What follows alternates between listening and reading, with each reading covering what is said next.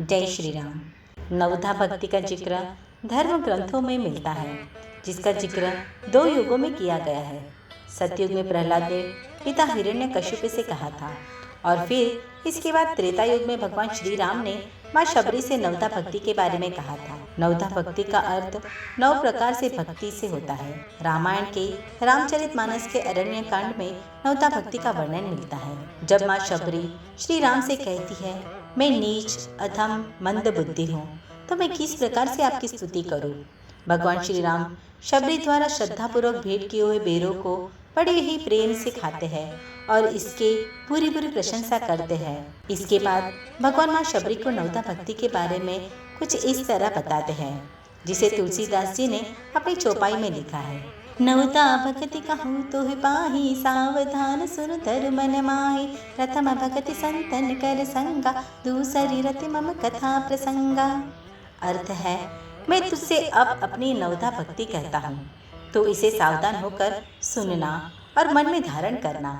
पहली भक्ति है संतों का सत्संग और दूसरी भक्ति है मेरी कथा प्रसंग में प्रेम। गुरुपद पंकज सेवा, तीसरी भक्ति अमान, चौथी भक्ति मम गुण गण, करई कपट तज गान। अर्थ है, तीसरी भक्ति है अभिमान से मुक्ति होकर गुरुजनों के चरण कमलों की सेवा करना और चौथी भक्ति है कपट को छोड़कर मेरे गुण समूह का गान करना। मंत्र जाम मम दृढ़ विश्वासा, पंचम भजन सुवेद प्रकाशा, छठतम शील विरति बहु कर्मा, निरत निरंतर सज्जन धर्मा। इसका अर्थ है, 5वीं भक्ति वेदों में प्रसिद्धि है और 6ठी भक्ति में भगवान राम के शील की चर्चा की गई है कि इंद्रियों का निग्रह शील यानी अच्छा चरित्र, बहुत कार्यों से वैराग्य और निरंतर संत पुरुषों के धर्म में लगे रहना है। 7 सम मोहि मय जग देखा, मोते संत अधिक करि लेखा।